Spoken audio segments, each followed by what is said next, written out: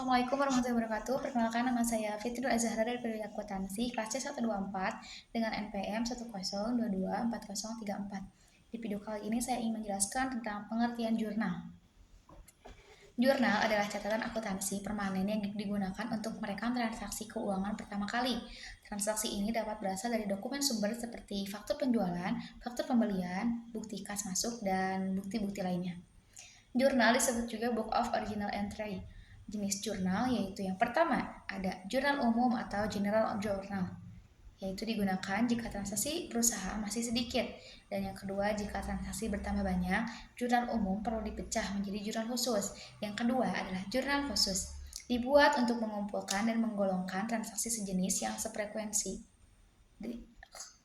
Yang kedua yaitu jurnal khusus, dibuat untuk mengumpulkan dan menggolongkan transaksi sejenis yang frekuensinya tinggi. Tujuannya untuk mengurangi pekerjaan pembukuan ke buku besar, memungkinkan pencatatan oleh beberapa orang, menciptakan pengendalian intern.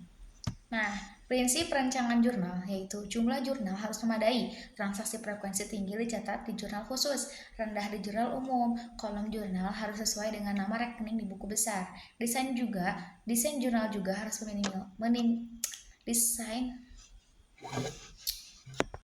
Prinsip perancangan jurnal. Jumlah jurnal harus memadai, transaksi frekuensi tinggi dicatat di jurnal khusus, rendah di jurnal umum, kolom jurnal harus sesuai dengan nama rekening di buku besar. Desain jurnal harus meminimalkan pekerjaan salin menyalin dari dokumen sumber. Harus ada hubungan jelas antara dokumen sumber dan jurnal untuk pertanggungjawabannya.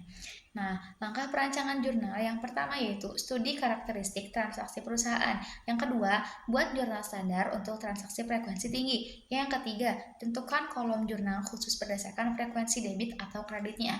Lalu, jenis jurnal khusus yaitu yang pertama, jurnal penjualan, yang kedua adalah jurnal pembelian, yang ketiga jurnal penerimaan kas, yang keempat adalah jurnal pengeluaran kas, yang kelima adalah jurnal umum atau memorial.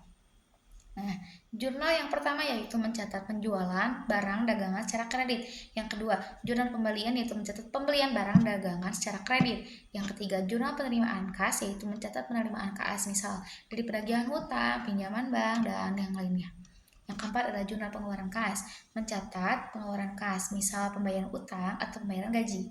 Yang kelima yaitu jurnal umum, atau mencatat transaksi yang tidak masuk ke jurnal khusus seperti penyusutan, penyesuaian, dan koreksi. Lalu, metode pencatatan data ke jurnal yang pertama itu manual, yaitu dengan tangan, yaitu dokumen sumber disalin ke jurnal lalu diposting ke buku besar. Yang kedua ada mesin pembukuan, yang ketiga adalah komputerisasi atau dokumen sumber dimasukkan ke sistem komputer untuk otomatisasi pencatatan.